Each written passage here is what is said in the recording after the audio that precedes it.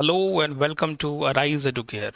In this video, we will be discussing India-Bangladesh relation. दोस्तों, बांग्लादेश में हाल ही के दिनों में जिस प्रकार की चेंजेस आपको देखने को मिले हैं, जिस प्रकार का अनरेस्ट आपको देखने को मिला है, तो ये भारत के लिए काफ़ी एक डिप्लोमेटिकली और फॉरेन पॉलिसी के लिए चैलेंजिंग सिचुएशन है। भारत की फॉरेन पॉलिसी और डिप्लोमेसी किस प्रकार से इससे डील करती है, ये देखने का विषय होगा। हम इस वीडियो में देखेंगे कि बांग्लादेश की हिस्ट्री क्या है, किस प्रकार से बांग्लादेश इमर्ज करता है, भारत के लिए बांग्लादेश का सिग्निफिकेंस क्या है और किस प्रकार से आने वाले समय में बांग्लादेश की ट्रेजेक्ट्री हो सकती है। दोस्तों, बांग्लादेश नाम की कोई कंट्री पहले एग्जिस्ट नहीं करती थी। पहले यह ईस्ट पाकिस्तान का पार्ट हुआ करता था और पाकिस्तान उस समय दो पार्ट्स में हुआ करता था, East Pakistan and West Pakistan. तो बेसिकली जब पार्टीशन हुआ 1947 में, तो उस समय there was East Pakistan and West Pakistan and East Pakistan. 1970 में जनरल इलेक्शंस होते हैं, जनरल इलेक्शंस चुनाव होते हैं। टोटल जो वहाँ की नेशनल असेंबली थी उसमें 300 सीट्स थी और 300 सीट्स में 162 seats were for East Pakistan, जो कि आज बांग्लादेश है, और वेस्ट पाकिस्तान के लिए there was 138 seats.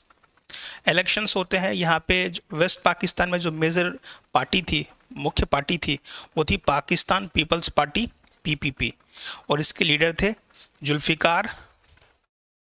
Zulfikar Ali Bhutto. तो इलेक्शंस हो गए और ईस्ट पाकिस्तान में जो पार्टी थी, मेन पार्टी, वो थी अवामी लीग, और इसके जो लीडर थे शेख मुजीबुर रहमान। इलेक्शंस होते हैं। ईस्ट पाकिस्तान में जो पार्टी है अवामी लीग, 162 में इनको 160 सीट मिल जाती है, और वेस्ट पाकिस्तान में पाकिस्तान पीपल्स पार्टी को 81 सीट्स। देखिए, ईस्ट पाकिस्तान में अवामी लीग का डोमिनेंस होता है और वेस्ट पाकिस्तान में पाकिस्तान पीपल्स पार्टी का डोमिनेंस होता है। तो एक प्रकार से आप देखिए कि मेजोरिटी किसके पास आ चुकी है, शेख मुजीबुर रहमान, अवामी लीग। लेकिन जब रिजल्ट आते हैं, तो जब प्रधानमंत्री बनने की बात होती है, तो शेख मुजीबुर रहमान को प्रधानमंत्री नहीं बनने दिया जाता है। दोस्तों, अब यहाँ पे अवामी लीग और जो ईस्ट पाकिस्तान के लोग हैं, उनको कैसा लगेगा?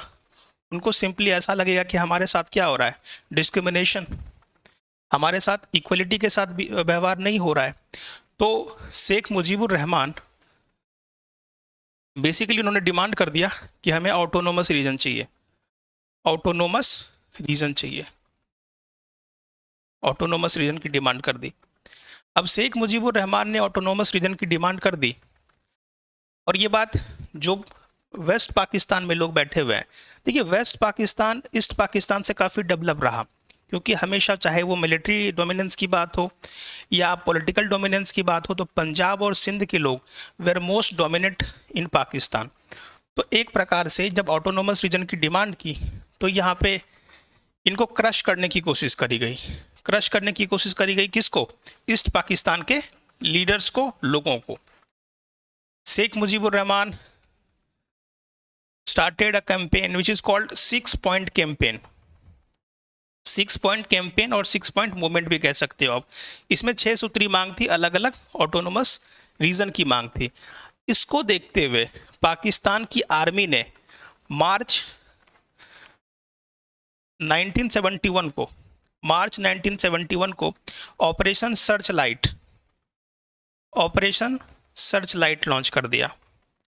ऑपरेशन सर्च लाइट, जब इन्होंने ऑपरेशन सर्च लाइट लॉन्च कर दिया, तो एक प्रकार से पाकिस्तानी आर्मी ने क्या करने की कोशिश की, क्रश करने की कोशिश की, जो मूवमेंट थी उसको क्रश करने की कोशिश की। अब जब क्रश करने की कोशिश की, तो Pakistan army started looting of people, लूटने लगे, killings, genocide, even raping of women. These all things started. Operation Searchlight. अब इस प्रकार की चीज़ें हो रही थी ईस्ट पाकिस्तान में, और भारत का बिल्कुल एक नेबरिंग कंट्री है ये. जब ये नेबरिंग कंट्री है और हमारे बहुत सारे स्टेट्स सीधे बांग्लादेश के साथ बॉर्डर शेयर कर रहे हैं, और इस कारण से started a refugee crisis. It started a refugee crisis. Refugee crisis शुरू हो जाती है. अब लोग बांग्लादेश से छोड़ छोड़कर भारत आने लगते हैं, भारत के बॉर्डर्स पे. और ये बात है 1971 की. तो सबसे बड़ी समस्या ये थी 1971 में हमारे सामने कि Bharat, India was also not economically developed. तो हमें बहुत सारी इकोनॉमिकली फाइनेंशियली प्रॉब्लम्स थी, बट फिर भी जो रिफ्यूजीज आने लगे हमने उनको एक प्रकार से एकोमोडेट किया. अकॉर्डिंग टू डिफरेंट एस्टिमेट्स, कुछ लोग कहते हैं 10 मिलियन रिफ्यूजीज को हमने सर्व किया उस समय में. और बॉर्डर चूंकि हमारा और बांग्लादेश का काफ़ी पोरस है, तो एक बहुत बड़ा चैलेंज क्रिएट हो गया था हमारे बॉर्डर्स पे. दोस्तों यहाँ पे एक बात समझिएगा, जब भी रिफ्यूजी क्राइसिस शुरू होती है या रिफ्यूजीज आने लगते हैं आपके देश में, तो जहाँ भी वो आके रहना शुरू करते हैं वहाँ की डेमोग्राफी चेंज होने लगती है, और आगे चल के जो वहाँ पे कल्चरल सिग्निफिकेंस है, जो कल्चर है वहाँ का, उसको प्रभावित करते हैं, वहाँ के पॉलिटिक्स को प्रभावित करते हैं. इसलिए रिफ्यूजी क्राइसिस काफ़ी प्रॉब्लमेटिक होती है किसी भी कंट्री के लिए. ऑपरेशन सर्चलाइट चलाया, चलाने के बाद लोगों को क्रश किया, लूटा, किलिंग्स की, जेनोसाइड किया, वुमेन का रेप्स किया, और रिफ्यूजी क्राइसिस बॉर्डर पे बहुत बड़ा क्रिएट हो गया. इसी समय अब यहाँ पे इंदिरा गांधी हमारी प्राइम मिनिस्टर थी उस समय. इंदिरा गांधी ने देखा और इन्होंने कहा कि बॉर्डर्स पे, हमारे बॉर्डर्स पे इस प्रकार की चीज़ें हो रही हैं, हमारे ही लोग हैं, बांग्लादेश के लोग, ईस्ट पाकिस्तान के लोग हमारे ही लोग हैं. क्यों हमारे लोग हैं? क्योंकि पहले जब पार्टीशन नहीं हुआ था, जब ये ईस्ट बंगाल, वेस्ट बंगाल हमारा ही था और बंगाली लोगों का वो होता था, 1905 में पार्टीशन हुआ था, आपको पता होगा, लॉर्ड कर्जन का नाम सुना होगा आपने. उस पार्टीशन में ईस्ट बंगाल और वेस्ट बंगाल को डिवाइड किया गया था. तो ये बंगाली लोग हमारे अपने ही लोग हैं. तो इंदिरा गांधी ने कहा कि इस प्रकार की चीज़ें ऑपरेशन सर्चलाइट के तहत हो रही हैं, तो हमें एक्शन लेना होगा. तो उस समय जब अनरेस्ट बढ़ रहा था बांग्लादेश यानी कि ईस्ट पाकिस्तान के लोगों में, तो एक संगठन बनाई थी शेख मुजीबुर रहमान ने, मुक्ति वाहिनी. मुक्ति वाहिनी, और ये जो मुक्ति वाहिनी है, इसको भारत ने मिलिट्री सपोर्ट दिया था. मिलिट्री सपोर्ट दिया था, इंटेलिजेंस प्रोवाइड किया था, और एक प्रकार से गुरिल्ला फाइटिंग टेक्निक थे इनके पास. और ये पाकिस्तान की आर्मी के साथ गुरिल्ला फाइट्स कर रहे थे, यानी कि वॉर कर रहे थे एक प्रकार से. तो बेसिकली मुक्ति वाहिनी वॉज क्रिएटेड. मुक्ति वाहिनी के लोगों को, ये मुक्ति वाहिनी इसलिए भी इम्पोर्टेंट है क्योंकि आगे चल के जब बांग्लादेश आज़ाद होगा, तो यही जो डबल फोर्सेस है मुक्ति वाहिनी, इसी के लिए शेख मुजीबुर रहमान 30% रिजर्वेशन लाएंगे इन दी जॉब्स. और यही आगे चल के आज जो शेख हसीना का एग्जाइल आपको देखने को मिल रहा है, तो ये रिलेटेड है इससे. तो इस पे चर्चा हम लोग 15-20 मिनट के बाद करेंगे. अभी फिलहाल तो मुक्ति वाहिनी क्रिएट की और भारत ने सपोर्ट प्रोवाइड करना शुरू किया. अब देखिए, अब क्या होता है कि ये बात पाकिस्तान को भी मालूम थी कि इंडिया इज इनडायरेक्टली सपोर्टिंग, और इस प्रकार से 3 दिसंबर 1971 पाकिस्तान लॉन्चेस ऑपरेशन चंगेज खान, और पाकिस्तान ने भारत के मिलिट्री बेसिस पे अटैक्स किए. In response to that India launches operation Trident, और फिर हमने अलग अलग बेसिस को पाकिस्तान के अंदर, कराची के अंदर टारगेट किया. इस प्रकार से 3 दिसंबर को ऑफिशियली वॉर में इंडिया ज्वाइन कर लेता है.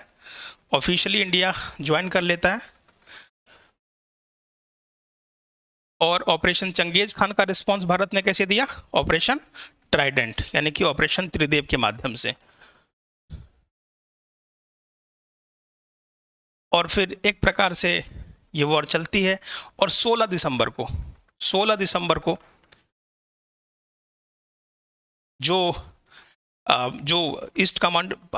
ईस्ट पाकिस्तान के कमांडर इन चीफ थे, ए ए नियाजी, उनका सरेंडर हो जाता है, वो सरेंडर कर देते हैं और इस प्रकार से इंडिया ये वॉर जीत जाता है और बांग्लादेश एक सेपरेट नेशन बन जाता है। तो जब ये ए नियाजी, आप देखिए यही वो पिक्चर है, यही वो पिक्चर है।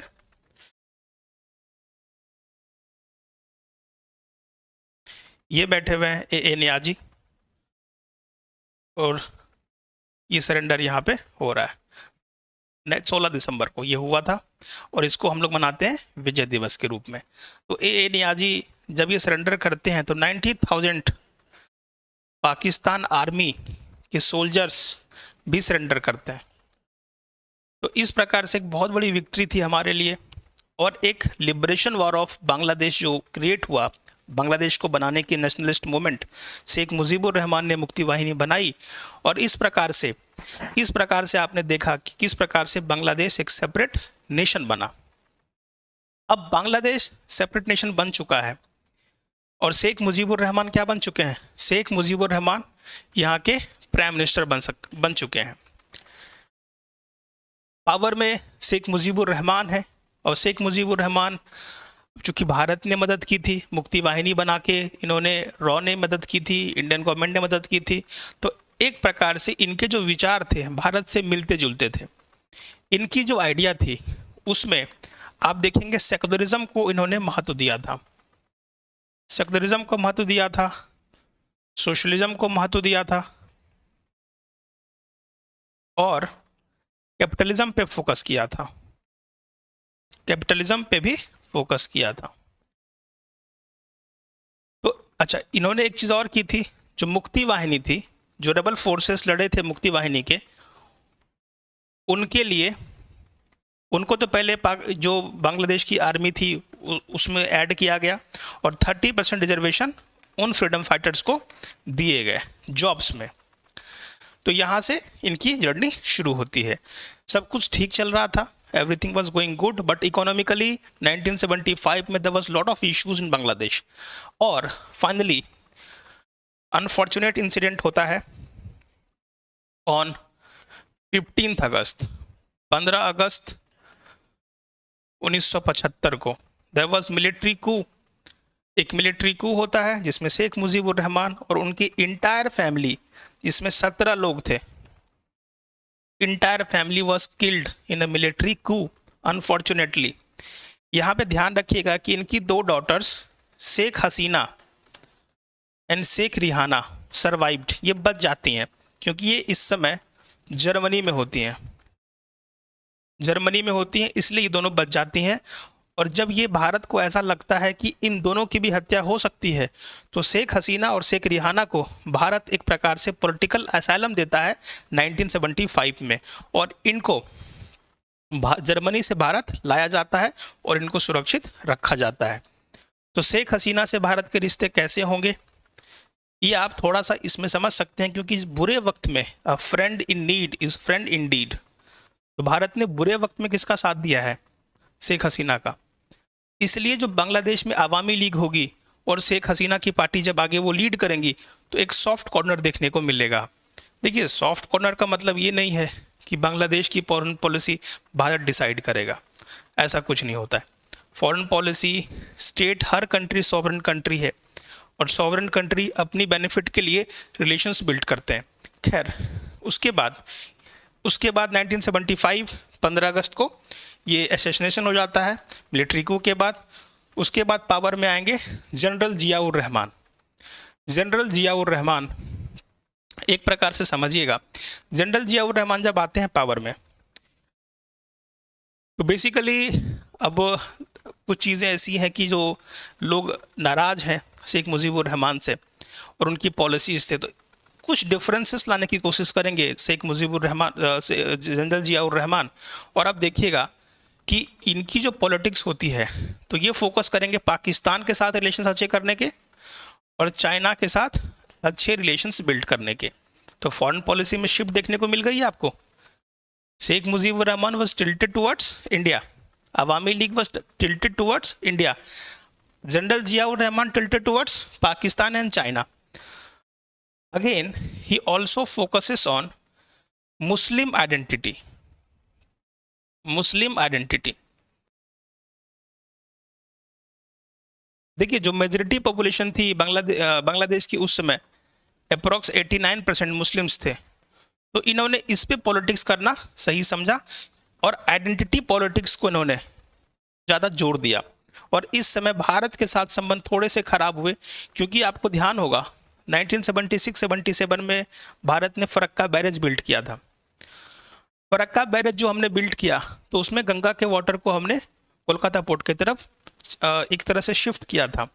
तो जनरल जियाउर रहमान का कहना है कि उस समय कहना था कि ये इंटरनेशनल रिवर है और आपने बिना हमसे पूछे बैरेज कैसे बना दिया, और चूंकि आपने पानी के वॉल्यूम को ट्रांसफ़र किया तो हमारे बहुत सारे agriculture losses, fishery losses, marine losses हुए, उसकी भरपाई कौन करेगा।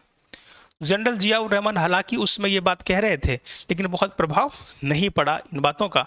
और उसी समय जनरल जियाउर रहमान के दिमाग में ये बात आती है कि एक संगठन हो, सार्क, जो छोटे छोटे भारत के नेबर्स का एक संगठन बनाया जाए और इस प्रकार की गतिविधि अगर भारत करे तो उसको हम काउंटर कर सकें। खैर, तो एक प्रकार से जो सार्क का ब्रेन चाइल्ड जो कॉन्सेप्ट आया, वो किसने कॉइन किया था? जनरल जियाउर रहमान ने ही कॉइन किया था। तो बेसिकली जनरल जियाउर, अच्छा यहाँ पे एक चीज़ ध्यान रखिए कि जनरल जियाउर रहमान की भी हत्या कर दी जाती है मई 1981 को। मई 1981 को जनरल जियाउर रहमान की भी हत्या कर दी जाती है और इनकी भी मृत्यु हो जाती है। हालांकि इन्होंने एक पार्टी बना दी थी तब तक, that is called BNP, Bangladesh Nationalist Party. आज आप कोई भी न्यूज़पेपर पढ़ते हो या कोई भी अखबार देखते हो तो दो पार्टीज आपको नज़र आएंगे। एक पार्टी जो आपकी होगी वो होगी अवामी लीग, दूसरी पार्टी होगी बीएनपी, बांग्लादेश नेशनलिस्ट पार्टी। तो ये जनरल जियाउर रहमान ने बनाई थी। अब यहाँ पे देखिए, जनरल जियाउर रहमान की भी असैसिनेशन हो जाती है मई 1981 में। और जो मैंने आपको बोला था कि पॉलिटिकल असाइलम दिया था भारत ने एक हसीना और शेख रिहाना को, तो 1981 में ही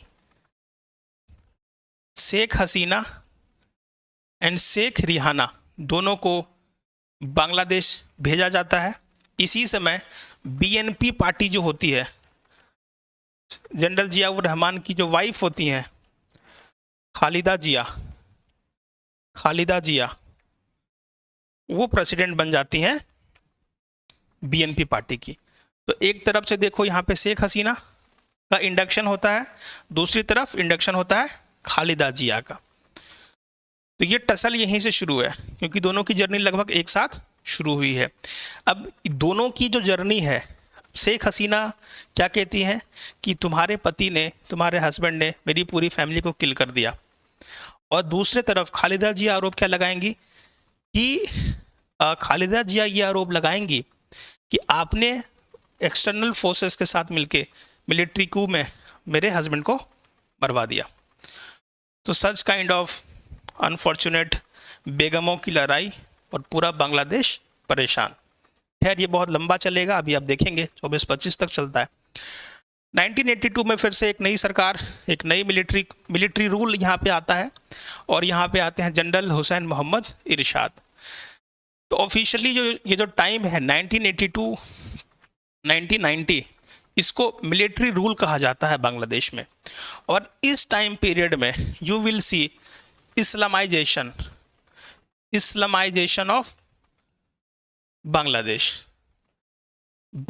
का क्या देखने को मिलेगा आपको? इस्लामीकरण। State religion of Bangladesh has become Islam. तो सेकुलरिज्म जो एक प्रकार से शेख मुजीबुर रहमान ने शुरुआत की, उसका जोल्ट, उस पे जोल्ट आपको कहाँ देखने को मिलता है? उस पे आपको जोल्ट देखने को मिलता है जैसे ही जनरल जियाउर रहमान आते हैं और उन्होंने फोकस किया मुस्लिम आइडेंटिटी पे। उसके बाद क्या हुआ? जनरल मोहम्मद हुसैन इरशाद आते हैं और ये क्या करते हैं, जो बांग्लादेश का स्टेट रिलीजन है वो इस्लाम को घोषित करते हैं। ठीक है, तो एक प्रकार से सेकुलरिज्म यहाँ पे खत्म हो रहा होता है। 1990 में इनके खिलाफ शेख हसीना और खालिदा जिया दोनों मिलकर प्रोटेस्ट करती हैं और इनको देश छोड़ के जाना पड़ता है। उसके बाद इलेक्शंस होते हैं 1990 के बाद। 1991 में और 1991 में इलेक्शंस होते हैं और उस समय जो पार्टी जीतती है that is BNP party, BNP, Bangladesh Nationalist Party. अब देखिए बीएनपी पार्टी चुन के आ जाती है और ये हैं खालिदा जिया, और यहाँ से एक प्रकार से डेमोक्रेसी की भी वापसी होती है क्योंकि इसके पहले डिक्टेटरशिप था। बांग्लादेश में क्या हुआ ना, कभी प्राइम मिनिस्टर पावरफुल रहता है, कभी प्रेसिडेंट पावरफुल रहता है, लेकिन जब इलेक्शंस होते हैं तो प्राइम मिनिस्टर बनती हैं ये और एक प्रकार से प्राइम मिनिस्टर बन जाती हैं। अब जब ये आएंगी तो ऑब्वियसली चूँकि जो जनरल जियाउर रहमान के जो एक प्रकार से कह सकते हो कि उनकी लीनियज है कि रिलेशंस विद पाक, relation with China, focus on Muslim identity, तो एक प्रकार से संबंध जो हैं डिटोरिएट होंगे इंडिया और बांग्लादेश की ड्यूरिंग हिज टेन्योर। जब भी बीएनपी पार्टी आती है तो भारत के साथ संबंध थोड़े से खराब होने लगते हैं।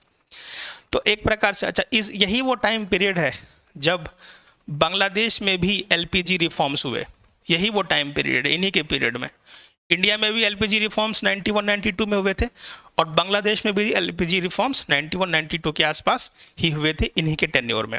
तो एक प्रकार से 1996 तक ये प्राइम मिनिस्टर रही। फिर इलेक्शंस होता है और जब इलेक्शंस होता है तो इस बार जो जीत के आती हैं शेख हसीना की वापसी हो जाती है। तो अगेन शेख हसीना की वापसी यानी कि अवामी लीग फिर से पावर में आता है, यानी कि शेख मुजीबुर रहमान की डॉटर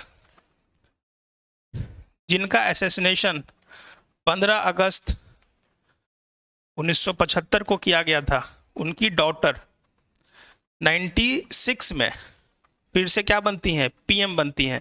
तो एक प्रकार से एग्जाइल पहले भी हो चुका है और फिर से पीएम बनी है। आप इसको रिलेट करिएगा जो अभी की प्रेजेंट कंडीशन बन रही है बांग्लादेश में, और जैसे ही ये बनती हैं पीएम तो relations with India will improve, India के साथ रिलेशन क्या होंगे, इम्प्रूव होंगे। इसी समय बांग्लादेश एक गंगा वाटर शेयरिंग एग्रीमेंट भी करता है और उसको बहुत ही एक बड़ा सक्सेस माना जाता है।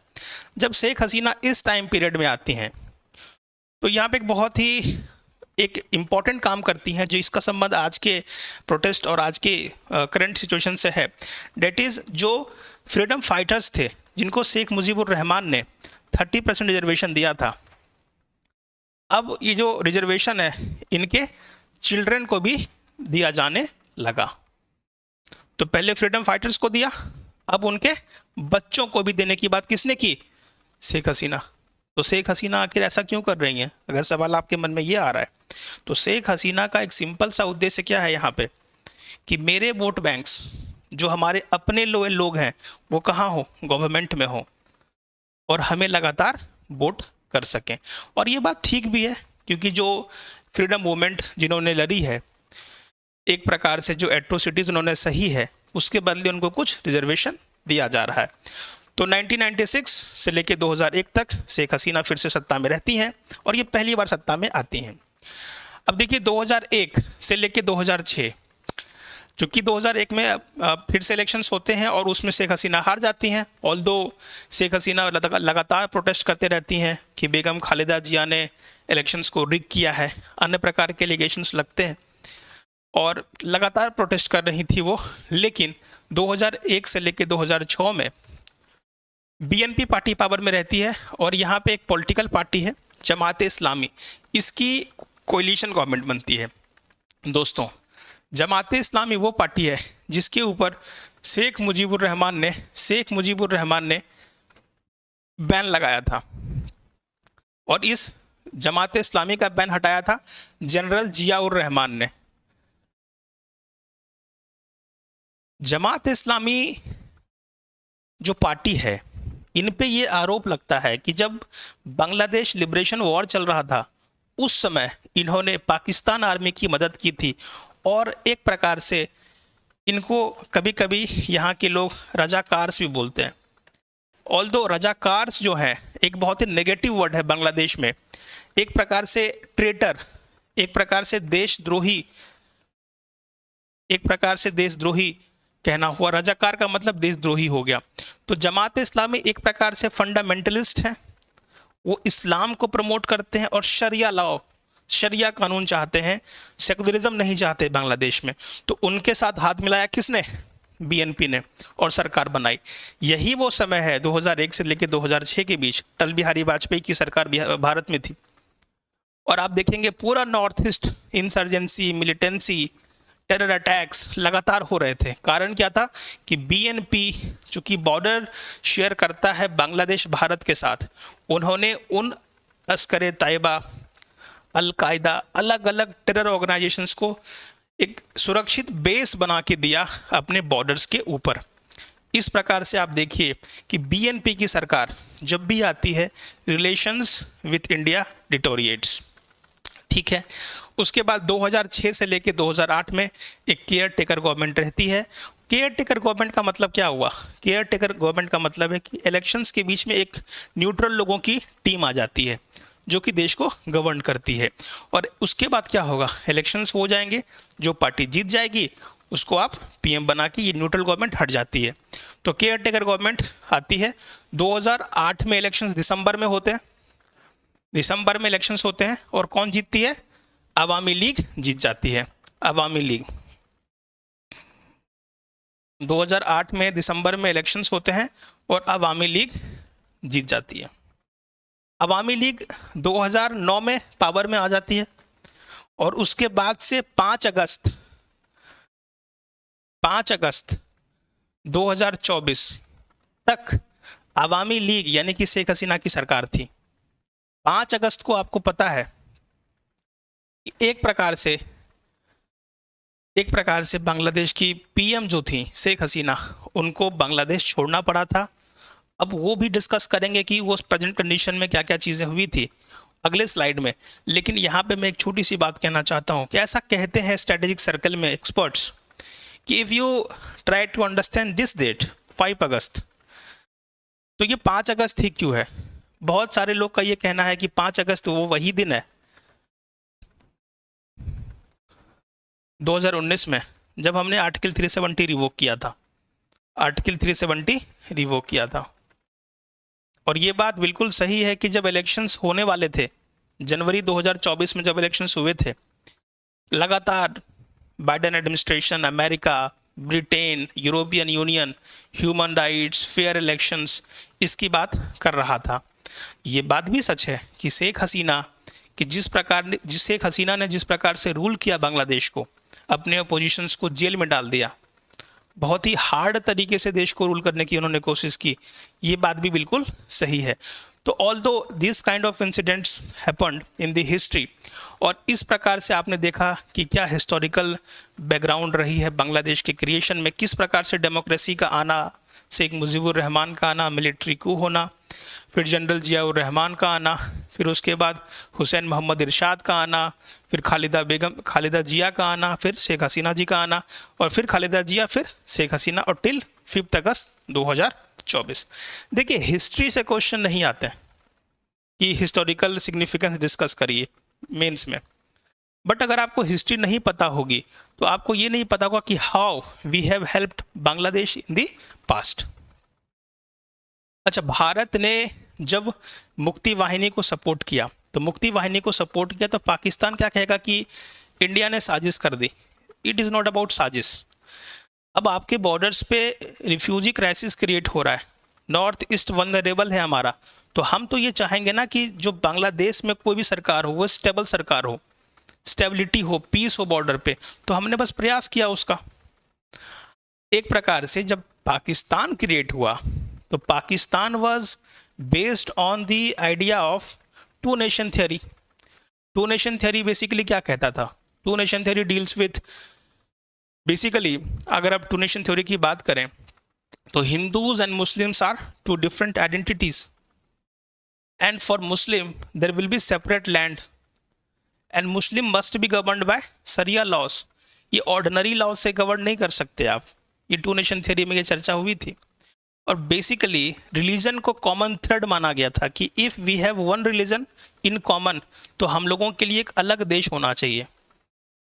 Bangladesh was basically Bengali speaking Muslims. ऐसा नहीं है कि पाकिस्तान में सभी मुस्लिम्स उर्दू ही बोल रहे हैं, ऐसी बात भी नहीं है, उर्दू भी बहुत सिग्निफिकेंट पोर्शन में ही बोला जाता है, बट जो आइडिया ऑफ पाकिस्तान था based on religion, that is the wrong idea. और उसको पहला झटका कब लगता है, पहला जोल्ट कब लगता है? 16 दिसंबर 1971, जब पाकिस्तान से अलग होकर एक नया देश बन जाता है। कौन? बांग्लादेश। दोस्तों अब देखते हैं आगे। देखिए प्रेजेंट प्रोटेस्ट कैसा रहा, उसमें किस प्रकार की चीज़ें हुई, हम उस पर डिस्कस करेंगे। अब यहाँ पे ये समझ लेते हैं कि बांग्लादेश की ज्योग्राफी क्या कहती है। हिस्ट्री हमने देख ली, तो सिग्निफिकेंस देखने की, हम सिग्निफिकेंस देखते हैं हम लोग। देखिए अगर मैं बात करूँ बांग्लादेश की, ये बांग्लादेश है, ये आपका बांग्लादेश है,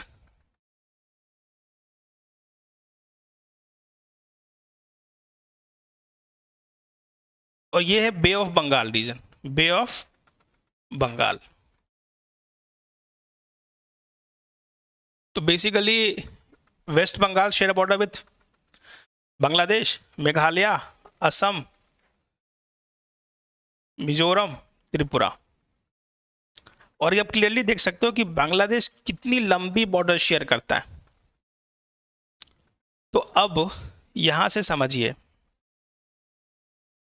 we have 4096 kilometre border with Bangladesh.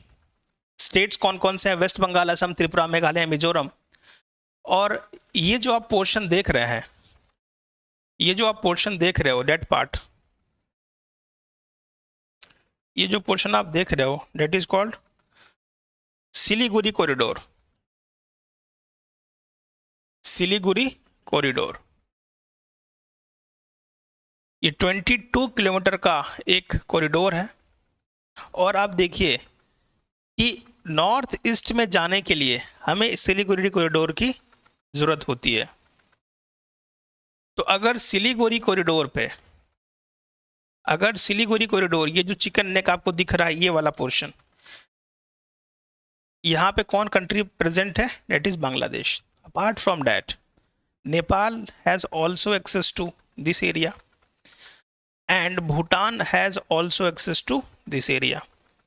तो पूरा नॉर्थ ईस्ट की एंट्री जो हमारी होती है थ्रू सिलीगुड़ी कॉरिडोर होती है। तो अगर ये रीजन किसी प्रकार से बाधित होता है तो हम नॉर्थ ईस्ट कैसे जाएंगे, नॉर्थ ईस्ट पहुंचेंगे कैसे? क्योंकि ये जो कंट्री आप देख रहे हो यहाँ पे, ये बर्मा है, म्यांमार। तो आप देखिए we can't enter into North east.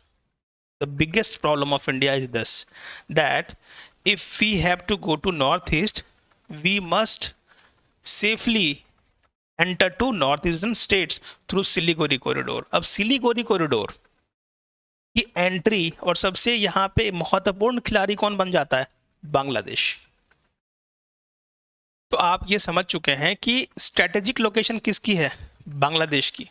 जब स्ट्रेटेजिक लोकेशन बांग्लादेश की है, इसके कारण से भारत को हमेशा ये डर होगा कि यहाँ पे कोई ऐसी गवर्नमेंट ना आ जाए जो टेररिज्म, रेडिकलाइजेशन को सपोर्ट करने लगे, चाइना को सपोर्ट करने लगे। तो ऐसा हो सकता है कि कोई इस प्रकार की गतिविधि हो कि हमारा जो कॉरिडोर है उसके मूवमेंट को क्या कर दे, वो रोकने की कोशिश करे। तो this is the biggest security dilemma India is facing when we are dealing with Bangladesh, unfortunately. और इसीलिए आप देखेंगे कि कलादान मल्टी मॉडल प्रोजेक्ट हो गया, India Myanmar Thailand highways trilateral highway का प्रोजेक्ट हो गया। वो हम क्यों बनाते हैं? ताकि हम किसी ना किसी प्रकार से ये जो एक्सेस है वेस्ट बंगाल के थ्रू जाने का नॉर्थ ईस्ट में, तो हम ये कोशिश करते हैं कि क्या हम म्यांमार में जो सितवे पोर्ट है, सितवे पोर्ट के थ्रू जा सकते हैं क्या मिजोरम में? क्या हम किसी पोर्ट का इस्तेमाल करके बांग्लादेश में जा सकते हैं क्या नॉर्थ ईस्टर्न स्टेट्स में? तो इसी प्रकार से आप देखेंगे कि भारत ने बहुत सारे ट्रेन्स, बहुत सारी पोर्ट्स एक प्रकार से डेवलप की है बांग्लादेश में, और इस प्रकार से हमने कनेक्टिविटी को बढ़ाया है। तो यहाँ पे सबसे इंपॉर्टेंट ये है Kaladan multi modal transit transport project, जो कि कोलकाता से सितवे पोर्ट, और फिर आप देख सकते हैं we will enter to Aizawl. इसी प्रकार से इंडिया ये मणिपुर मोरे से स्टार्ट होके इसी प्रकार से म्यांमार और फिर थाईलैंड के मायसौट तक जाती है। तो ये सब हम क्यों कर रहे हैं? सिग्निफिकेंस ऑफ बांग्लादेश क्या है? अगर मैं कहूँ तो सिग्निफिकेंस में फर्स्ट थिंग इज कनेक्टिविटी। किसके साथ? नॉर्थ ईस्ट के साथ। किसका? भारत का। उसके लिए क्या चाहिए? सिलीगुड़ी कॉरिडोर। सिलीगुड़ी कॉरिडोर की सेफ्टी चाहिए हमें। सेफ्टी के लिए वी हैव टू इंश्योर कि वहाँ फेवरेबल गवर्नमेंट हो। तो सिग्निफिकेंस ऑफ बांग्लादेश एक चीज़ क्या हो गई? कनेक्टिविटी। और जहाँ कनेक्टिविटी आ गई वहाँ पे क्या चाहिए आपको? सिक्योरिटी। तो connectivity is linked with security. अब यहाँ पे देखिए आप कि आपने पहले तो ये देखा कि बांग्लादेश की इंपॉर्टेंस क्यों है। If we talk about importance of Bangladesh, there is one thing which is called connectivity. उसके बाद क्या चाहिए आपको? सिक्योरिटी। तो भारत की फॉरेन पॉलिसी का जो कोर होगा बांग्लादेश के साथ रिलेशंस के, तो एक होगा कनेक्टिविटी, दूसरा होगा सिक्योरिटी। इसके अलावा भारत की नेबरहुड फर्स्ट पॉलिसी, भारत की एक्ट ईस्ट पॉलिसी के लिए भी बांग्लादेश इंपॉर्टेंट है। एक्ट ईस्ट पॉलिसी में बेसिकली एक्ट ईस्ट पॉलिसी का एक पिलर है कि we will develop north eastern states. Neighbourhood First Policy का मतलब क्या हो गया? कि we will give primacy to our neighbours. इसी प्रकार से अगर आप देखें, if you have to enter into South East Asia और इंडियन ओशियन रीजन और Indo Pacific, we need a good relation with Bangladesh, क्योंकि Bangladesh has open border with Bay of Bengal region. तो Bangladesh is also have maritime access which is Bay of Bengal. So Bharat को अगर south East Asia के साथ, Asian countries के साथ, Indian Ocean reason में जो कंट्रीज हैं उनके साथ, इंडो पैसिफिक की सिक्योरिटी के लिए, तो इंपॉर्टेंट कौन बन जाता है? बांग्लादेश। अब Neighbourhood First Policy we have discussed, Act East Policy we have discussed, Bangladesh is gateway to South East Asia. ये बात सही है कि if you have to enter to South East Asia, your first immediate neighbour is Bangladesh. तो अगर पहले ही neighbouring country से आपके संबंध अच्छे नहीं हैं, तो साउथ ईस्ट एशियन देशों के साथ आपके संबंध कैसे अच्छे होंगे? बहुत ही कॉमन सी चीज़ है। अब देखिए, ये सब चीज़ें हैं कि साउथ एशिया और साउथ ईस्ट एशिया के क्रॉस रोड पे है, तो हमारे लिए इम्पोर्टेंट है और हम क्लोजर टाइज रखते हैं बांग्लादेश के साथ। आर्मी एक्सरसाइजेस भी करते हैं क्योंकि बे ऑफ बंगाल की रीजन की सिक्योरिटी, नॉर्थ ईस्टर्न स्टेट्स की सिक्योरिटी के लिए इम्पोर्टेंट है, तो एक्सरसाइज संप्रीति करते हैं। ठीक है। उसके बाद नेवल एक्सरसाइज बोनो सागर हमने कंडक्ट की थी, ये भी इम्पोर्टेंट है कि हम लोग करते रहते हैं। कारण आपको पता है क्यों करते हैं? For the security purposes. अब सिक्योरिटी आर्किटेक्चर में किस प्रकार से बांग्लादेश का इंपॉर्टेंस, अगर आप इसको समझिए तो इंडो पैसिफिक एक बहुत बड़ा थिएटर बन के उभरा है इस कुछ वर्षों में, और Indo Pacific also linked with Bay of Bengal.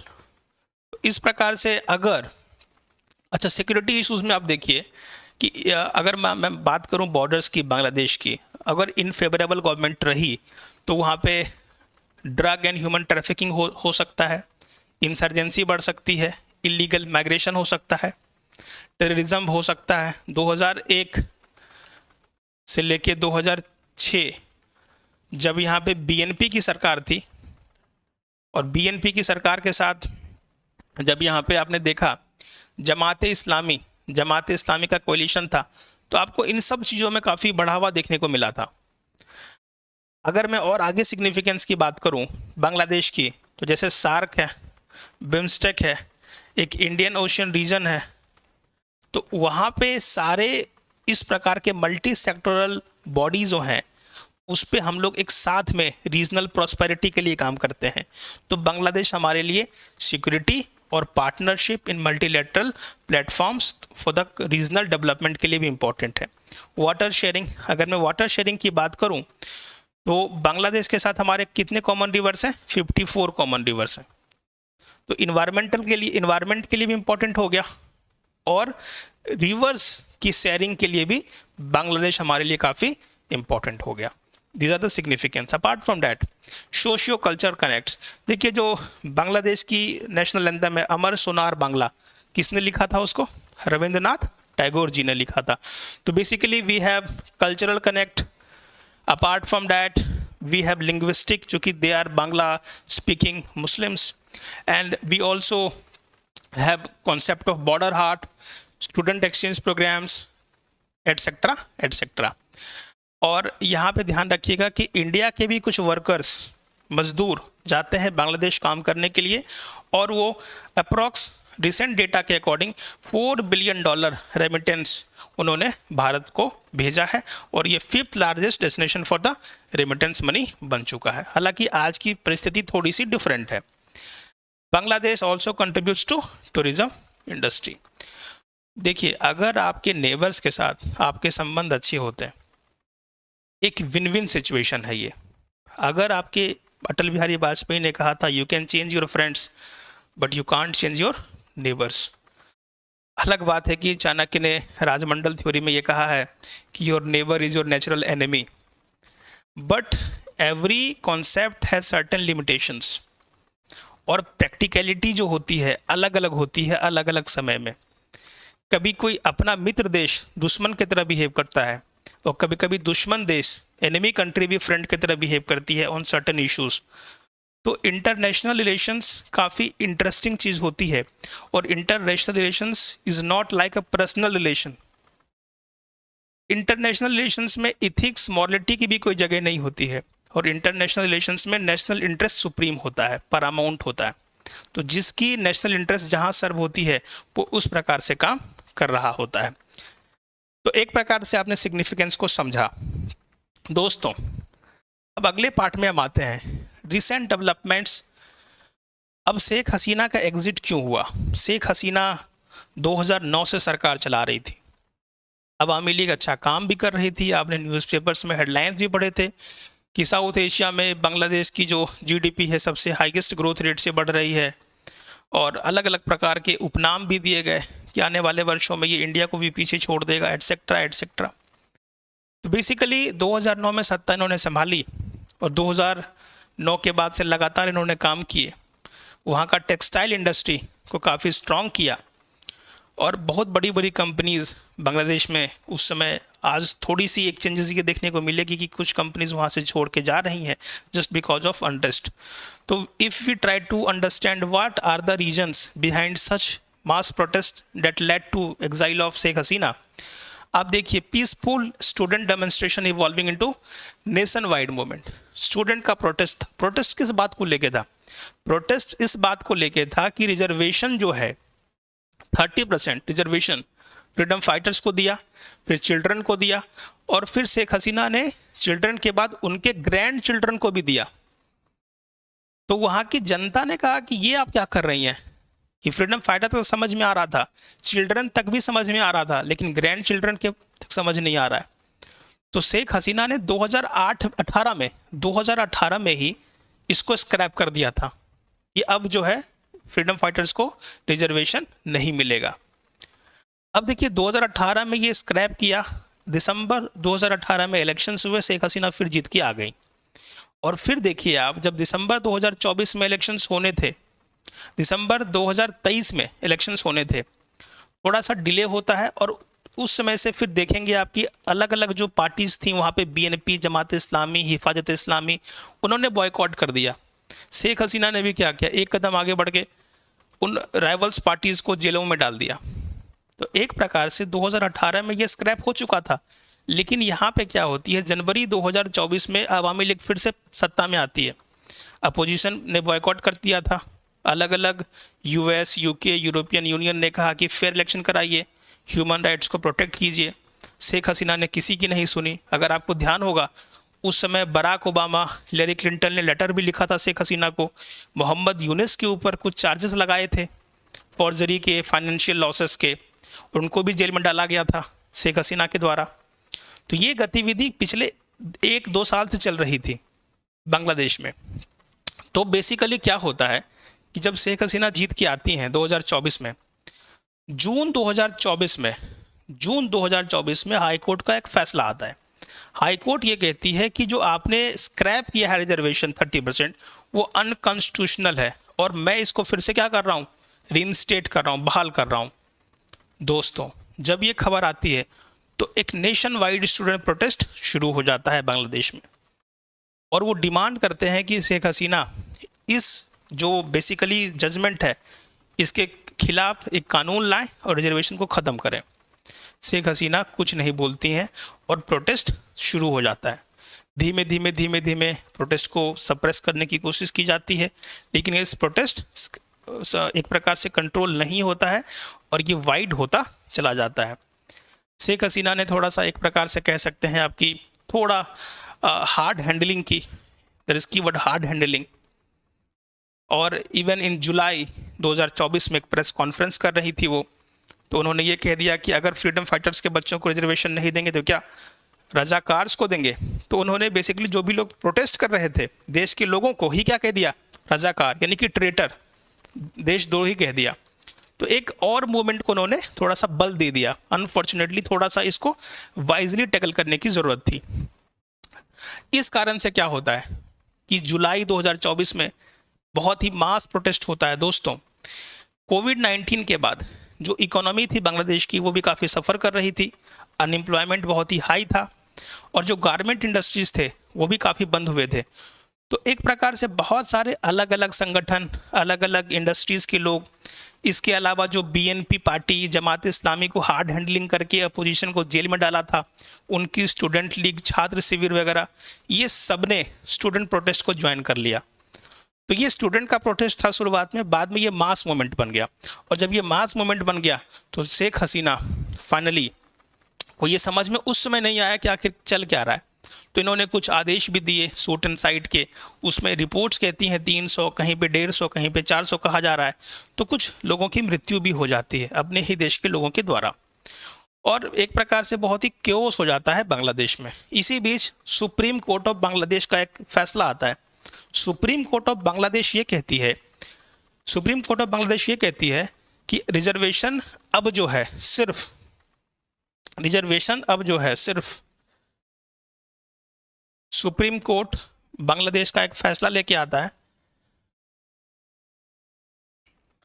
कि अब जो है सिर्फ 93% जो लोग चुन के आएंगे मेरिट से आएंगे, केवल 5% फ्रीडम फाइटर के लिए रिजर्व रहेगा, 1% इथनिक ग्रुप्स के लिए रहेगा और 1% ट्रांसजेंडर्स के लिए रहेगा।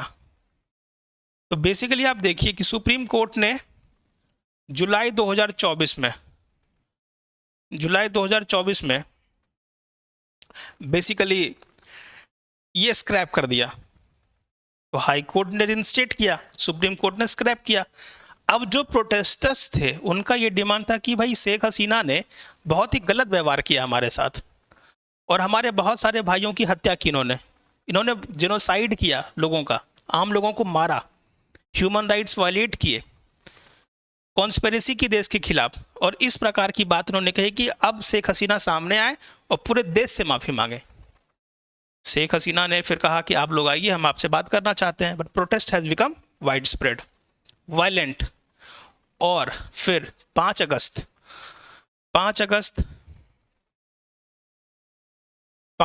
2024 का दिन आया। पाकिस्तान आर्मी के चीफ आते हैं शेख हसीना के पास और वो कहते हैं, मैडम आपके पास केवल 45 मिनट्स हैं, यू हैव ओनली 45 मिनट्स, आप रिज़ाइन कीजिए, otherwise students are coming to PM house, हम उनको रोक नहीं सकते। Sheikh Hasina understood this is coup again in Bangladesh. So Sheikh Hasina basically 5 अगस्त 2024 को इंडिया के लिए रवाना हो जाती हैं और इंडिया बेसिकली एक सिंपैथी रखता है शेख हसीना के साथ। मैंने हिस्ट्री बताई आपको। अपने बॉर्डर्स पे 2 राफेल को उन्होंने लगा दिए और सेफली बांग्लादेश के पीएम को इंडिया के बाउंड्री के अंदर उन्होंने ले आए। तो इस प्रकार से एक आपको देखने को मिलता है किस प्रकार से शेख हसीना का एग्जाइल हो जाता है। अब दोस्तों यहाँ पे देखिए, तो एक रीज़न तो ये रहा कि डेट पीसफुल स्टूडेंट के प्रोटेस्ट को वो समझ नहीं पाई, हैंडल नहीं कर पाए। दूसरा है राइज ऑफ इस्लामिक फंडामेंटलिज्म। देखिए जैसे क्या होता है ना कि एक चीज़ ये हुई कि शेख हसीना का फोकस कहाँ था, बीएनपी पार्टी पे। तो बीएनपी को क्रश करने के लिए उनके लीडर्स को क्या किया, जेलों में डाला। तो इसी बीच क्या होता है कि जो फंडामेंटलिस्ट हैं, जमात इस्लामी, हिफाजत इस्लामी और कुछ अन्य शक्तियाँ, एक्सटर्नल पावर्स, वो क्या कर रही थी, यूथ को एक प्रकार से रेडिकलाइज कर रही थी, जो कि क्रिटिसाइज करती थी कि नहीं सेकुलर जुडिशियल सिस्टम नहीं होगा, कॉलिंग फॉर रेवोल्यूशन, क्रांति करेंगे हम और क्या बनाएंगे, इस्लामिक स्टेट अंडर शरिया लॉ। तो ये चल रहा था। तो मदरसों में, स्कूल्स में, अलग अलग जगहों पे यूथ को मोबिलाइज करके इस प्रकार का रेडिकलाइजेशन किया जा रहा था। Slowing down of economic growth, obviously मैंने बोला गारमेंट इंडस्ट्री, टेक्सटाइल इंडस्ट्रीज बंद हुए, कोविड-19 के बाद ग्रोथ कम हुआ।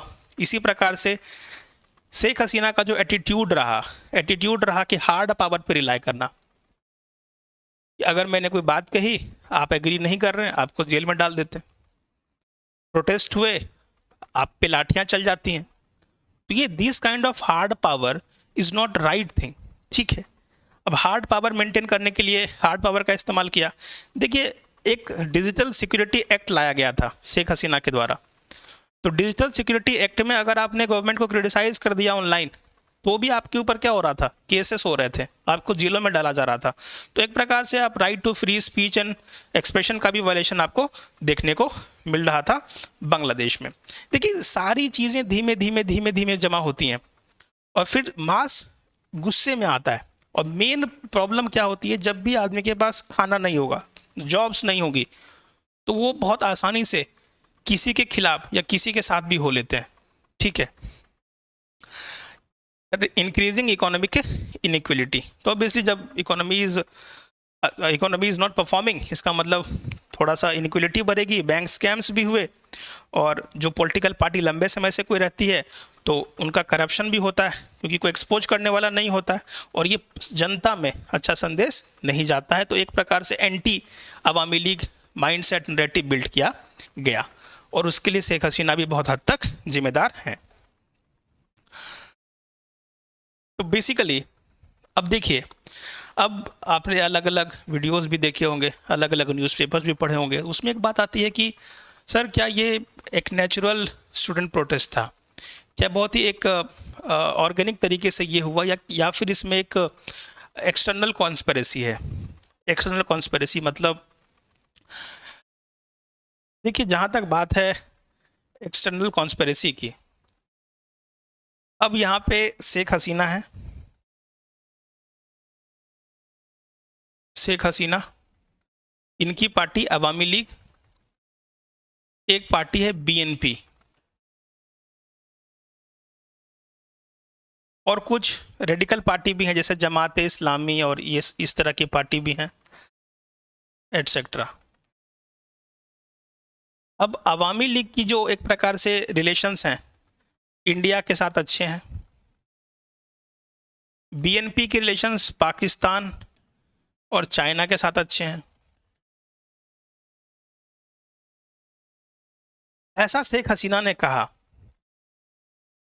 कि there is one white man. उन्होंने ये नहीं कहा कि अमेरिकन है या कौन व्यक्ति है, बट एक वाइट मैन आए, उन्होंने कहा कि इलेक्शंस में आप फिर से जीतेंगी 2024 जनवरी में, आपको किसी प्रकार की दिक्कत नहीं होगी, बट यहाँ पे हम मिलिट्री बेस चाहते हैं। कहाँ? तो उन्होंने बोला सेंट मार्टिन आइलैंड, और चित्तगोंग हिल ट्रैक्ट्स की भी बात की। तो Saint Martin islands basically military base बनाना चाहते हैं, आप हमें वो दे दीजिए और आप आराम से इलेक्शन को जीत जाएंगी और आपको कहीं किसी प्रकार की समस्या नहीं होगी। शेख हसीना ने बोला कि देखो भाई, ये हमारा, we are a sovereign country, इस प्रकार के डील्स हम नहीं करते, देश को बेच के हम पॉलिटिक्स नहीं करते। इसी प्रकार की चीज़ इमरान खान ने भी कही थी। इमरान खान ने भी यही बात कही थी कि there was one foreigner who asked for military bases. I refused, and Imran Khan is in his style absolutely not. अगर आपको इंटरव्यू याद होगा, उसके बाद से ही पाकिस्तान में उनकी सत्ता को उनको हटाया गया और एक दूसरी गवर्नमेंट को वहाँ पे बैठाया गया, और ठीक कुछ इसी प्रकार के आरोप शेख हसीना भी लगा रही हैं। तो क्या ये यूएस हो सकता है? क्या ये चाइना हो सकता है? क्या ये कोई अन्य देश हो सकते हैं? अब देखिए, ये सब चीज़ें एग्जाम पर्सपेक्टिव से इतना काम का नहीं है, बट अंडरस्टैंडिंग के लिए समझिए कि अब यूएसए का इंटरेस्ट क्या है बांग्लादेश में। यूएसए का इंटरेस्ट क्या है कि अब यूएसए के लिए Indo Pacific is important. Indo Pacific is important. अब Indo Pacific, Bangladesh has access to Bay of Bengal. अच्छा, अभी जो केयर टेकर पीएम बनाए गए after the exile of Sheikh Hasina, जो कि जेल में थे मोहम्मद यूनिस को निकाला गया और केयर टेकर पीएम बनाया गया। उस समय बाइडेन एडमिनिस्ट्रेशन ने काफ़ी मदद भी की उनकी। तो एक प्रकार से मोहम्मद यूनिस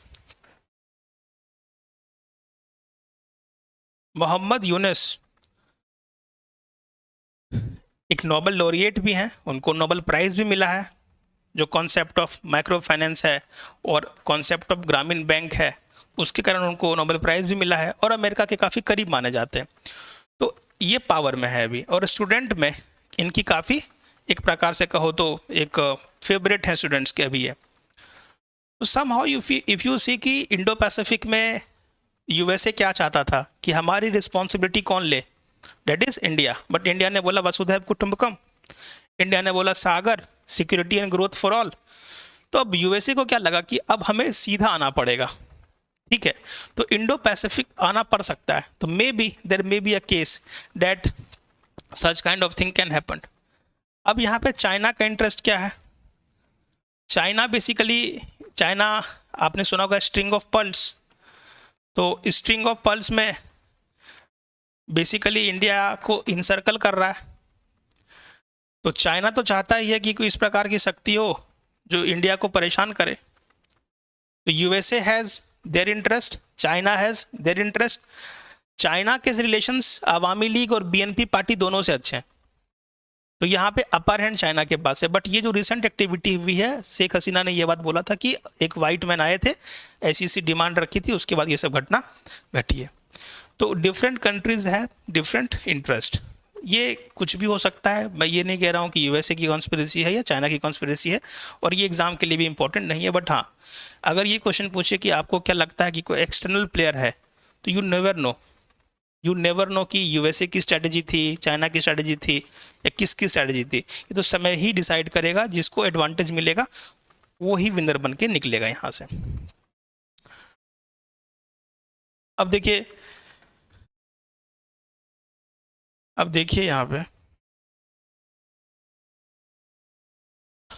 तो बेसिकली आपने देख लिया कि किस प्रकार से ये कॉन्स्पिरेसी है या क्या है। इसकी बातें जो शेख हसीना ने कही हमने देखा। अब जब शेख हसीना को देश छोड़ना पड़ा, उसके बाद क्या क्या हुआ इसको देखिए। तो बेसिकली जो बीएनपी है, और अभी फॉर्मली जो है मोहम्मद यूनिस ने भी शेख हसीना को कहा है भारत को कि आप एक्स्ट्राडिशन दीजिए, मतलब प्रत्यारोपण करिए। देखिए, एक्स्ट्राडिशन ट्रीटी हमने बांग्लादेश के साथ ट्रीटी की 2013 में की थी, और अब 2013 में की थी, फिर 16 में हमने थोड़ा बहुत चेंजेस लाया था उसमें। एक्स्ट्राडिशन मतलब अगर हमारे देश का कोई क्रिमिनल है, किसी दूसरे देश में भाग के चला जाता है, तो अगर हमारी ट्रीटी है तो हम उनसे मांगते हैं कि वो क्रिमिनल हमें चाहिए, और फिर एक प्रोसेस के बाद वो देश उस क्रिमिनल को हमें दे देता है। हालांकि आर्टिकल 6 जो एक्स्ट्राडिशन ट्रीटी 2013 में हमने करी है, उसमें यह कहता है कि पॉलिटिकल लीडर्स पे ये लागू नहीं होगा। तो एक प्रकार से इंडिया के लिए काफ़ी चैलेंजिंग सिचुएशन ये बन रहा है कि क्या शेख हसीना को एक्स्ट्राडाइट किया जाए या नहीं किया जाए। Apart from that, Sheikh Hasina ने लंदन यानी कि ब्रिटेन को भी ये कहा था कि हमें आपके देश में शरण चाहिए, असाइलम चाहिए, बट उन्होंने मना किया। तो एक बहुत ही चैलेंजिंग सिचुएशन है कि क्या इंडिया शेख हसीना को बांग्लादेश फिर से भेजे। अगर भेजता है तो ये हमारी एक प्रकार से फॉरेन पॉलिसी के लिए काफ़ी चैलेंजिंग होगा। नहीं भेजता है तो जो हमने ट्रीटी की है उसकी अवहेलना हो सकती है। अगर आर्टिकल 6 ये कहता है कि पॉलिटिकल लीडर्स के केस में थोड़ा सा एक्सेप्शन है, तो we have to look into it, क्योंकि a friend in need is friend in deed. ऐसा आप नहीं कर सकते कि शेख हसीना को एक प्रकार से इस टाइम पे जो कि पूरा केओस है, वोलेटाइल सिचुएशन है, और कोई गारंटी नहीं है कि वहाँ पे फेयर ट्रायल होगा या किस प्रकार की चीज़ें उनके साथ होंगी, तो we have to wait and watch for this. उसके बाद Mohammad Yunus was made care taker PM, we have understood that, और यहाँ पे बाइडेन एडमिनिस्ट्रेशन चली गई है और ट्रंप यहाँ पे नए प्रेसिडेंट बनते हैं। देखिए फॉरेन पॉलिसी के बारे में, फॉरेन पॉलिसी चाहे वो बाइडेन एडमिनिस्ट्रेशन आ जाए, डेमोक्रेटिक पार्टी आ जाए या रिपब्लिकन पार्टी आ जाए, उससे कोई फ़र्क नहीं पड़ता है। Foreign policy remains almost same. थोड़े बहुत चेंजेस आपको देखने को मिलेंगे, वो भी बस इसलिए देखने को मिलते हैं कि सम पर्सन इज स्टेटिंग कि we are more nationalist, but crux and core foreign policy remains same. जैसे Neighbourhood First, Gujral doctrine, Look East, तो ये सब भारत मोदी जी के पहले भी था और अभी भी है और उनके बाद भी रहेगा। इसी प्रकार से जो बाइडेन एडमिनिस्ट्रेशन की पॉलिसीज थी, कुछ चेंजेस देखने को मिलेंगे आपको ऑब्वियसली, बट मेजर चेंजेस आपको नहीं देखने को मिलते हैं। तो यहाँ पे अब मोहम्मद यूनुस और डोनाल्ड ट्रंप के रिलेशंस कैसे रहेंगे, ये वैसे किस प्रकार से चीज़ों को प्रमोट करता है, ये देखना है। अच्छा, इसके बाद आपको देखने को मिलता है attack and brutal killings of Hindu minorities. ये बहुत अनफॉर्चुनेट चल रहा है वहाँ पे। मंदिरों को तोड़ा जाना, हिंदू माइनॉरिटीज़ को टारगेट किया जाना, टेम्पल को तोड़ा जाना, इस प्रकार की चीज़ें बार बार अपील सभी ने की है। प्रधानमंत्री मोदी जी ने भी जब मोहम्मद यूनुस जब केयर टेकर पीएम बने तो उन्होंने चिंता जताई। हालांकि मोहम्मद यूनुस ने ये एश्योर किया, हालांकि उन्होंने ये भी कहा कि देखिए ये सब पॉलिटिकल चीज़ें हैं और कोई भी एक इंडिविजुअल को टारगेट नहीं किया जा रहा है, कुछ पॉलिटिकल लोग हैं, तो ये वो एडमिट भी कर रहे थे। बट जो एक प्रकार से लॉ एंड ऑर्डर है उसको देखना वहाँ की सरकार की अब रिस्पॉन्सिबिलिटी बन रही है। तो अगर मैं बात करूं किस प्रकार से माइनॉरिटी की, हिंदू पॉपुलेशन की वहाँ पे स्थिति है, तो देखिए 1951 में जो पॉपुलेशन थी 22% थी हिंदूज की, और अभी कितनी हो गई घट के 2022-23 में 7.5%। और पॉपुलेशन ऑफ मुस्लिम 76% थी 1951 में, अब कितनी है 91.6%। तो डेटा गलत नहीं बोल रहा होता है, डेटा हमेशा सही बोलता है। आप देख सकते हैं कंडीशन ऑफ माइनॉरिटीज इन दी बांग्लादेश। अब कुछ चीज़ें हैं कि बीएनपी पार्टी ने कहा कि जितनी भी इंफ्रास्ट्रक्चर प्रोजेक्ट्स की डीलिंग हुई है, जितने भी एमओयू साइन हुए हैं ड्यूरिंग शेख हसीना टेन्योर 2009 से लेकर 24 तक, we will review again, review करेंगे, देखेंगे हमारा नुकसान हुआ है कि क्या हुआ है लास्ट 15 ईयर्स। ठीक है। अच्छा, एक मोहम्मद यूनुस के एड हैं महफूज आलम, उन्होंने फेसबुक पे पोस्ट कर दिया और दिखा दिया कि कुछ भारत के स्टेट्स के जो रीजन है वो शो कर दिया बांग्लादेश के साथ। हालांकि बाद में कंट्रोवर्सी भी, उन्होंने ये डिलीट भी कर दिया। अभी जो इशू चल रहा है बॉर्डर फेंसिंग का इशू चल रहा है। बॉर्डर फेंसिंग मतलब देखिए we have borders of 4096 kilometres, out of which 81% border has been fenced, और 81% बॉर्डर फेंस हो चुके हैं। कुछ एरियाज़ में जहाँ पे एक प्रकार से कह दो कि वाटर बॉडीज़ हैं और एक प्रकार से विलेजेस हैं, तो वहाँ पे फेंसिंग में हमें दिक्कत आ रही है। तो कुछ बॉर्डर्स पे क्लैशेस भी देखने को रिसेंट टाइम में मिले हैं, but we are doing very well on this because we have fenced 81%, और धीमे धीमे हम बातचीत करके इसको फेंसिंग को बढ़ा रहे हैं। अभी देखिए फरवरी में क्या होना था, 2025 में जुडिशियल ऑफिसर्स की टीम आनी थी, लेकिन जनवरी में ये खबर आती है कि ये जो टूर था बांग्लादेश ने कैंसिल कर दिया है। इसी प्रकार से रिसेंट एक्टिविटी एक और हुई है कि Arakan army has captured Rakhine state. देखिए रेखाइन स्टेट वह पार्ट है जो कि बे ऑफ बंगाल से ओपन है और जो कि बांग्लादेश के साथ बॉर्डर शेयर करता है, और कुछ कुछ जगहों पे इंडियन सिविलियंस और बांग्लादेशी सिविलियंस की क्लैशेस की भी खबरें आ रही हैं। दोस्तों, तो एक टर्मोइल चल रहा है बांग्लादेश में। इंडिया की पोजीशन क्या होनी चाहिए, वेट एंड वॉच। अभी तक इंडिया की जो फॉरेन पॉलिसी रही है सीधा अवामी लीग के साथ मैच करती हुई दिखती है, लेकिन इंडिया को ऐसा नहीं है कि बीएनपी या किसी अन्य पार्टी या मोहम्मद यूनुस के साथ मिलके नहीं चलना चाहिए। We should not keep all our eggs in one basket. हमें देखना पड़ेगा कि हो सकता है कि हमारे लिए कोई और भी पॉलिटिकल पार्टी हैं क्या जो कि भारत के फेवर में काम कर सकती हैं।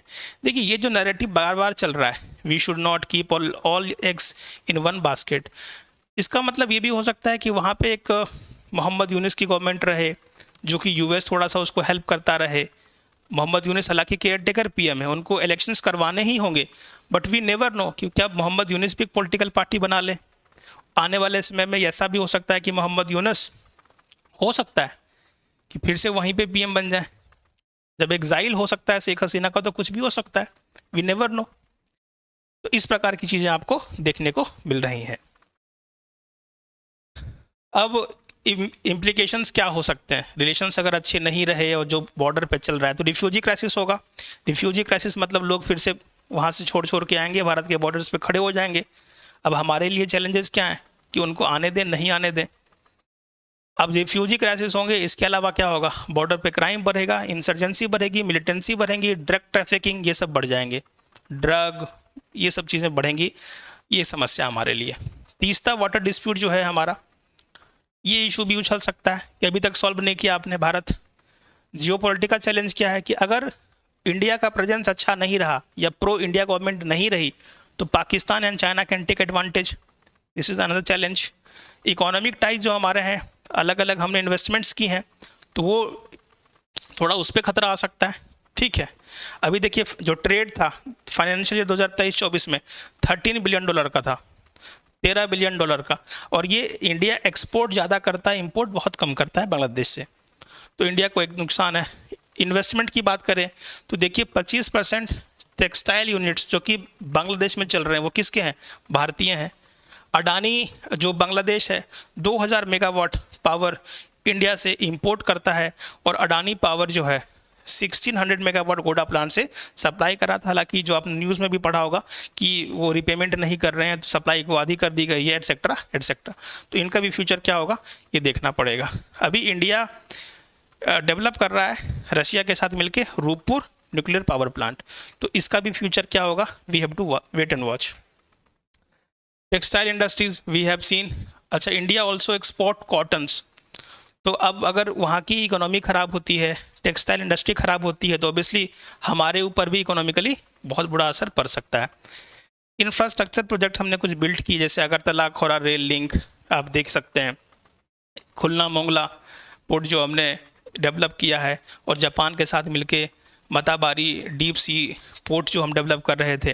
तो उन सारे प्रोजेक्ट्स किस प्रकार से फंक्शन करेंगे, क्या टर्म्स एंड कंडीशन आगे रहेंगी, एक बहुत बड़ा सेटबैक हो सकता है भारत के लिए। हालांकि ये कहना अभी जल्दबाजी होगी, we have to wait and watch, क्योंकि देखिए फॉरेन पॉलिसी और नेशनल इंटरेस्ट हमेशा ये इंपॉर्टेंट होता है।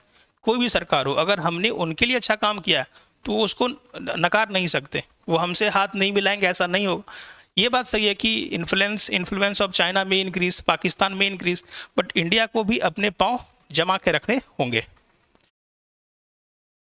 अब ये कुछ जो हमारे प्रोजेक्ट्स हैं, India Bangladesh friendship pipeline we have built, Agartala Akhaura rail link, Khulna Mongla port, Maitri thermal power plant, Rooppur nuclear power plant, तो ये सब चीज़ हमने डेवलप की है। और अभी MOU साइन हुआ था इसरो वाला, और इसके बाद 4G 5G वाला, तो ये देखेंगे कि इस पर क्या होता है। अभी इसका कोई स्टेटस नहीं है, और अभी ये सब प्रोजेक्ट्स ऑनगोइंग है और MOUs साइन हो चुके हैं। टूरिज्म सेक्टर के लिए भी काफ़ी इंपॉर्टेंट है। 22% of total arrivals, the highest from any single country, highest. Bangladesh से लोग आते हैं भारत को विजिट करने से, tourism even in medical tourism के लिए भी इम्पोर्टेंट है। Defence ties, India has provided 500 million line of credit, तो ये सब चीज़ें हैं। इन्फ्लुएंस ऑफ चाइना भी है वहाँ पे, और कितना डेट हो चुका है ये देखिए। Bangladesh total debt obligation to China now stand at around 17.5 billion. तो अगेन चाइना यहाँ भी इन्फ्लुएंस बढ़ा रहा है। यहाँ पे भी जो भी सरकार बनेगी उनको ये देखना होगा कि चाइना, इंडिया, US सबके साथ एक बैलेंस बना के चला जाए, ताकि वो सरकार लंबे समय तक चल सके। What should be India's approach? देखिए, एक बात तो निश्चित है कि सरकार अभी वहाँ पे केयर टेकर गवर्नमेंट है, इलेक्शंस होंगे, इलेक्शन के बाद एक नई सरकार बनेगी। मोहम्मद यूनिस के इंटेंशंस क्या हैं, यूएस किस प्रकार से उसको देखता है, ट्रंप किस प्रकार से बिहेव करते हैं, भारत किस प्रकार से रिस्पॉन्स देता है, चाइना का रिस्पॉन्स क्या होता है। एक समझिए, एक यहाँ पे अपने अपने बेनिफिट्स, अपने अपने हितों की रक्षा करने की होड़ है।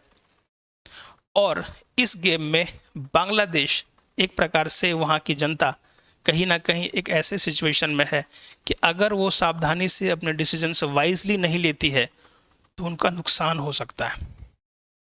दोस्तों, मोहम्मद यूनिस के कंधों पे एक बहुत बड़ी रिस्पॉन्सिबिलिटी है कि बांग्लादेश को फिर से एक बार डेमोक्रेसी की तरफ ले जाए, इकोनॉमिक डेवलपमेंट, प्रॉस्पेरिटी की तरफ ले जाए, या फिर से बीएनपी वाली सरकार जो 2001-2006 में बनी थी, या उस तरफ ये जाएगा।